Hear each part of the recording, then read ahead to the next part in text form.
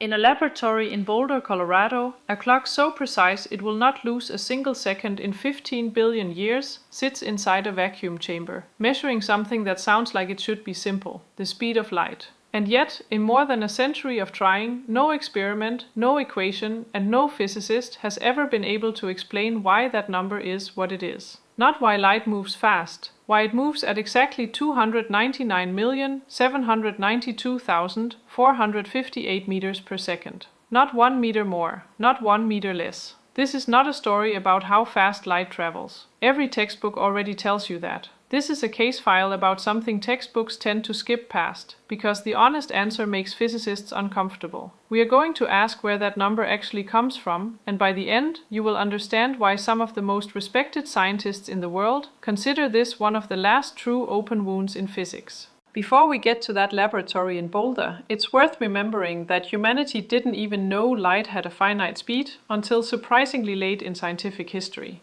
For most of recorded thought, from Aristotle through the medieval scholars, light was assumed to travel instantaneously, appearing everywhere at once the moment it was emitted.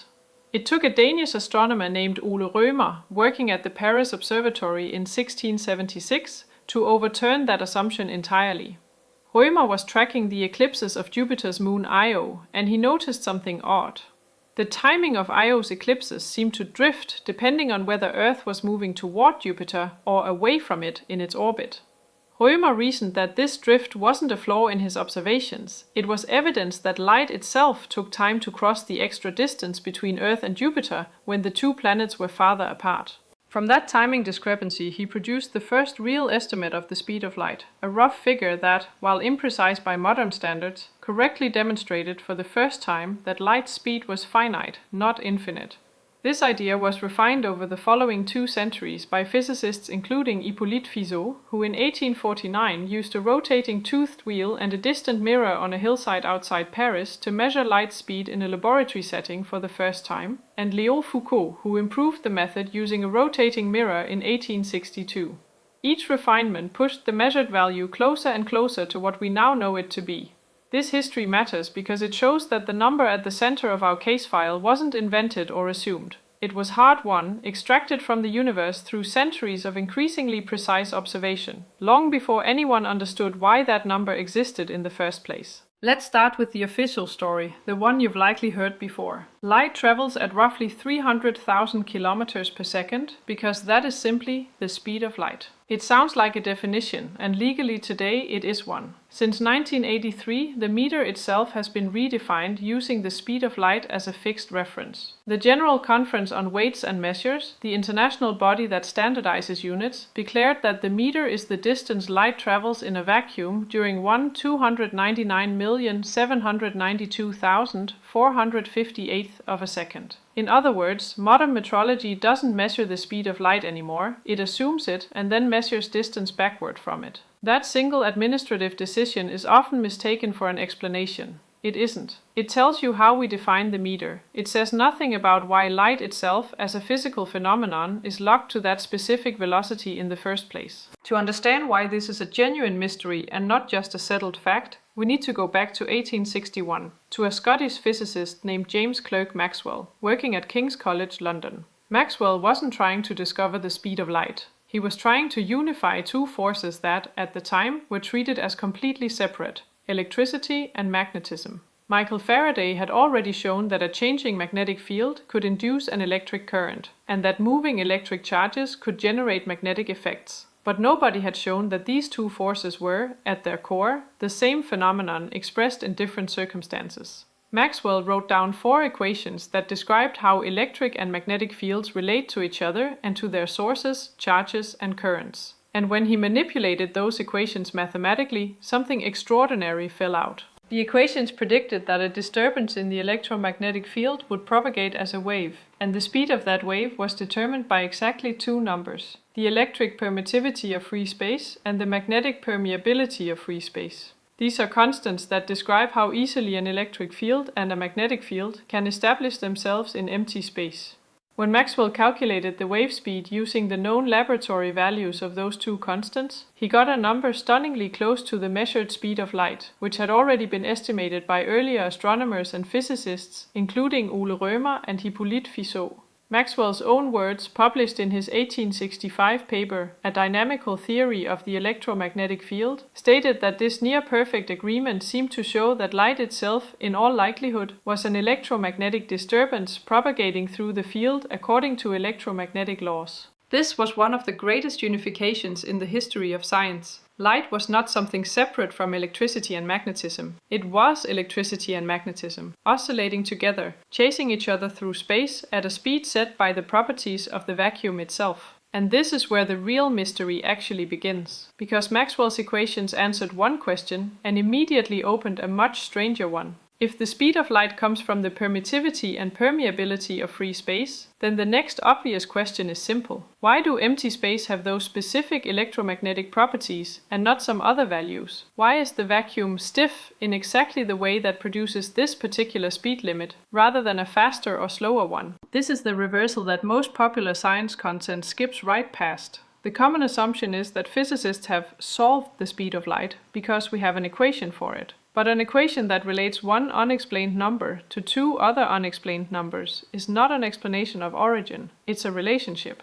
Maxwell showed that speed of light equals 1 divided by the square root of the vacuum permittivity multiplied by the vacuum permeability. That's real, testable, and confirmed to extraordinary precision. But permittivity and permeability are themselves measured constants of nature. Nobody has derived from first principles why those constants take the specific values they do. Physicists sometimes call this pushing the mystery back one level. You've explained light's speed in terms of the vacuum's properties, but you haven't explained the vacuum's properties. It's a bit like asking why a specific car reaches a top speed of exactly 200 km per hour and being told it's because of the engine's horsepower and the car's aerodynamic drag coefficient. Then realizing nobody can tell you why the engine was built with that horsepower or why the body was shaped with that drag coefficient in the first place. Let's rewind further, because the plot thickens considerably when Albert Einstein enters the case file in 1905. Einstein's special theory of relativity, published in the paper On the Electrodynamics of Moving Bodies in the journal Annalen der Physik, took something that Maxwell's equations implied and turned it into an axiom, a foundational assumption baked into the structure of the theory itself. Einstein proposed that the speed of light in a vacuum is the same for all observers, regardless of how fast the observer or the light source is moving. This was deeply counterintuitive. If you're driving a car at 60 miles per hour and you throw a ball forward at 10 miles per hour, an observer standing still sees the ball moving at 70 miles per hour. Velocities add. But if you're on a spaceship moving at half the speed of light and you turn on a flashlight, the light doesn't travel at 1.5 times its normal speed relative to a stationary observer. It still travels at exactly the same speed, c, as measured by absolutely everyone, no matter their own velocity. This single strange fact, confirmed experimentally as far back as the Michelson-Morley experiment in 1887, which failed to detect any variation in light speed due to Earth's motion through the supposed luminiferous ether, forced physicists to abandon the classical idea of absolute space and time entirely. Albert Michelson and Edward Morley, working at what is now Case Western Reserve University in Cleveland, had built an extraordinarily sensitive interferometer specifically to detect the ether, the invisible medium physicists at the time assumed light waves needed to ripple through, the same way sound needs air. Their instrument was sensitive enough to detect even a tiny shift in light speed caused by Earth's motion through this supposed medium. They found nothing. No shift at all, regardless of the direction they pointed the instrument or the time of year they measured. For nearly 2 decades, this null result puzzled the physics community, and several physicists, including George Fitzgerald and Hendrik Lorentz, proposed increasingly elaborate patches to rescue the ether theory, suggesting that objects moving through the ether physically contracted in the direction of motion in just the right way to hide any detectable effect. It wasn't until Einstein's 1905 paper that the entire problem dissolved, not through a patch, but through a complete reconceptualization. There was no ether. Light didn't need one. Its constancy for all observers was simply a fundamental feature of space and time themselves. Einstein's insight was that if the speed of light is constant for all observers, then space and time themselves cannot be fixed and absolute. They have to bend, stretch, and compress to keep that speed constant. This is where time dilation and length contraction come from. They are not strange side effects bolted onto reality. They are the direct mathematical consequence of forcing space and time to accommodate one unchanging speed limit. But notice what Einstein's theory does and does not do. It tells you that the speed of light must be constant for the laws of physics to remain consistent for every observer. It does not tell you why that constant speed has the specific value it has. Einstein essentially said, whatever this speed turns out to be, physics requires it to be the same for everyone. He built an entire framework around the constancy of light speed without ever explaining its magnitude. The value itself, 299,792,458 meters per second, remains, in Einstein's own framework, an empirically measured input rather than a derived output.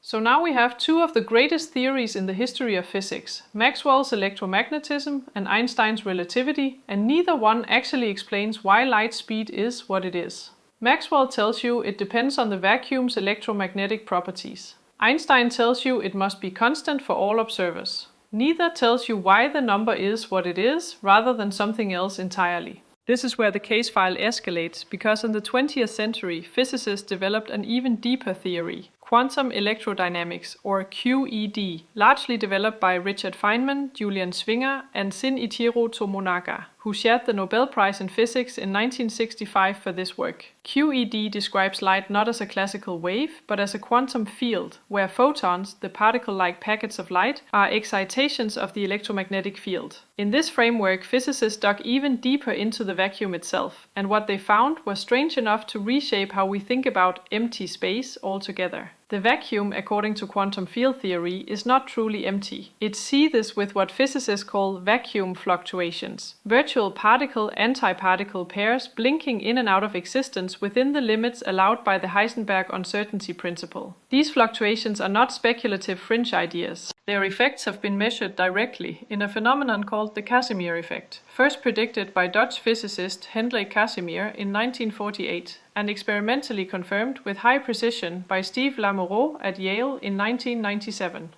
Two uncharged metal plates placed extremely close together in a vacuum experience a measurable attractive force, because the vacuum fluctuations between the plates are restricted compared to the fluctuations outside them. Here's why this matters to our case. Some physicists have proposed that light speed might actually be connected to the properties of this seething quantum vacuum, that the permittivity and permeability Maxwell used in his equations might, at a deeper level, emerge from the statistical behavior of these vacuum fluctuations, essentially treating empty space as an extremely dense sea of virtual particles that photons must push through, a bit like sound waves moving through air at a speed determined by the air's density and pressure. This idea has intellectual appeal because it would mean the speed of light isn't a bare, unexplained fact of nature, but instead something that emerges from deeper physical processes happening at the quantum level. However, and this is the critical, evidence-first caveat this case file insists on, this remains a research direction, not a settled conclusion.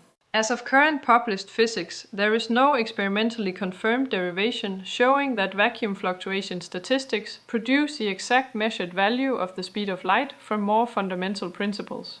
Respected physicists, including Sean Carroll, a theoretical physicist at Johns Hopkins University who has written extensively on the foundations of quantum field theory, have publicly noted that certain fundamental constants of nature, including the speed of light, the gravitational constant, and Planck's constant, remain at present values we measure rather than values we can derive from anything more basic.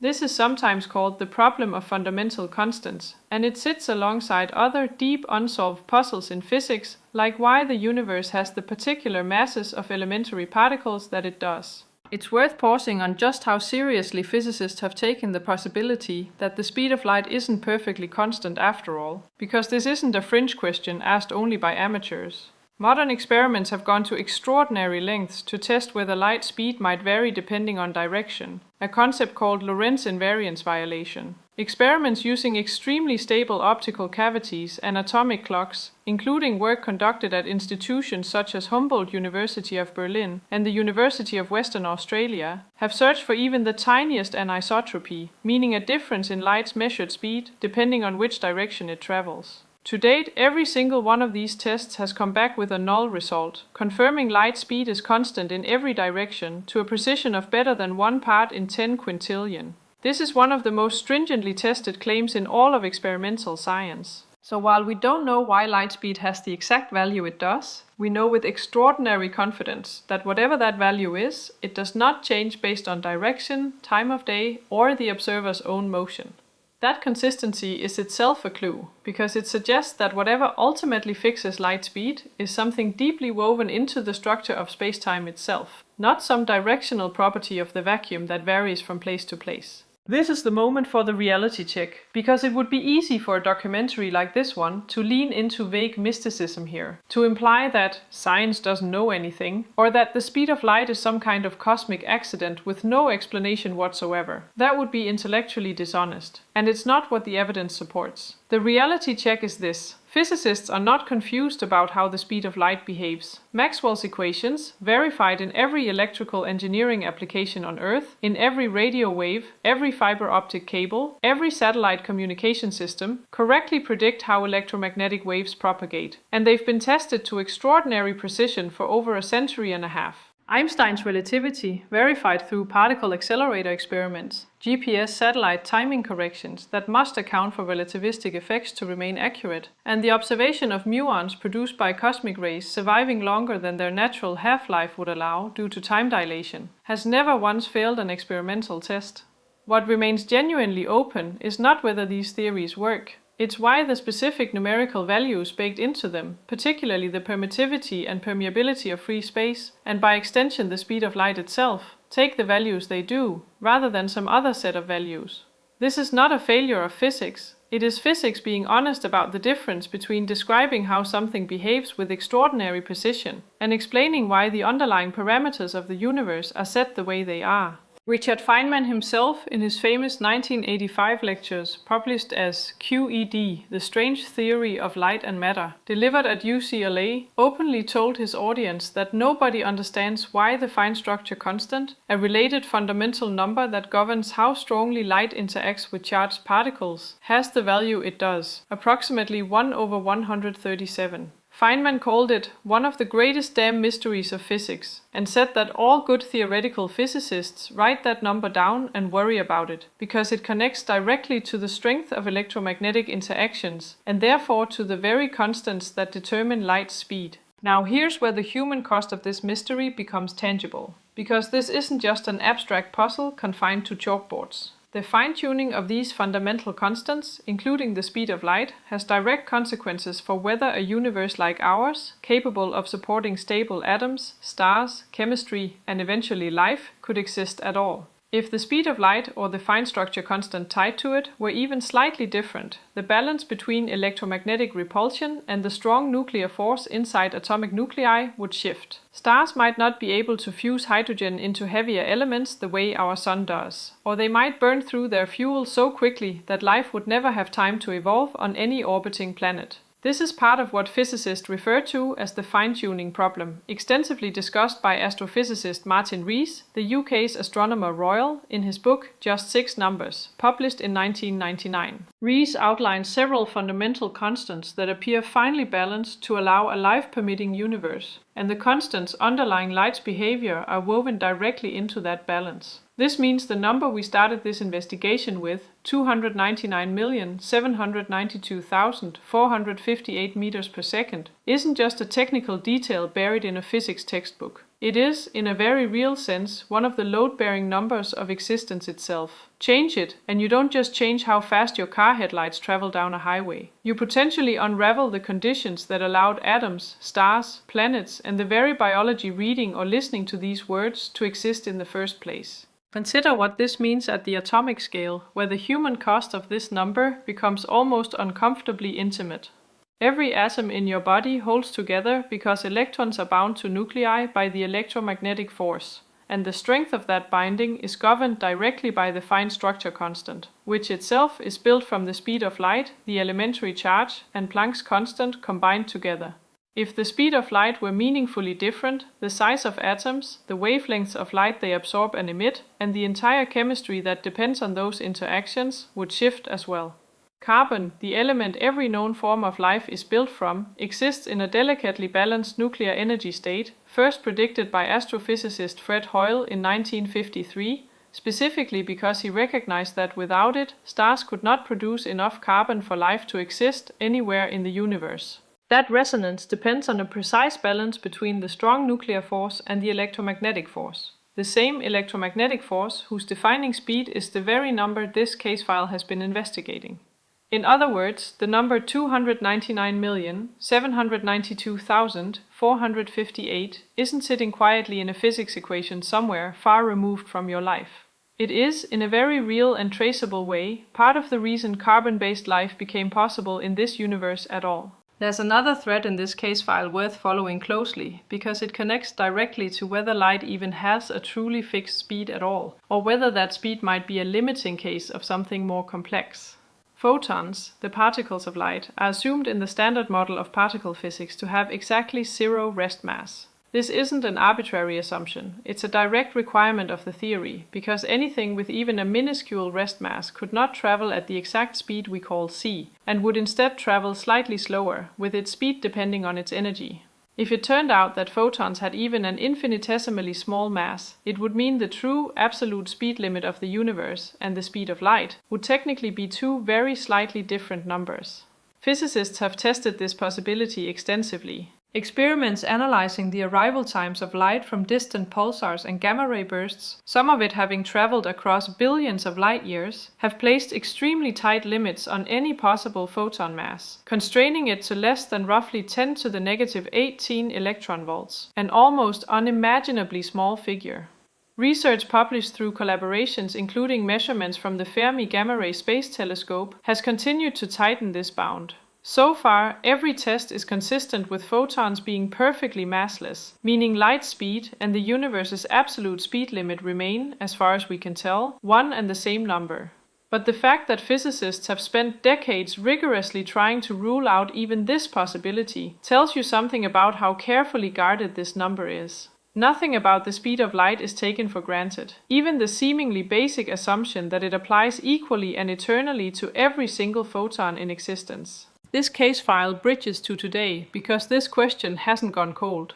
It's an active area of research. Some physicists working in variable speed of light cosmology, a minority but serious research program pioneered by figures like João Magejo, a physicist at Imperial College London, have proposed that the speed of light might not have always been constant across cosmic history, potentially varying in the extremely early universe as an alternative explanation to cosmic inflation for certain observed features of the cosmic microwave background radiation, the faint afterglow of the Big Bang first precisely mapped by NASA's Cosmic Background Explorer satellite in the early 1990s, and later refined by the Planck satellite mission. This remains a speculative and actively debated hypothesis, not a mainstream conclusion, and most cosmologists still favor standard inflationary models. But its existence as a serious research topic tells you something important.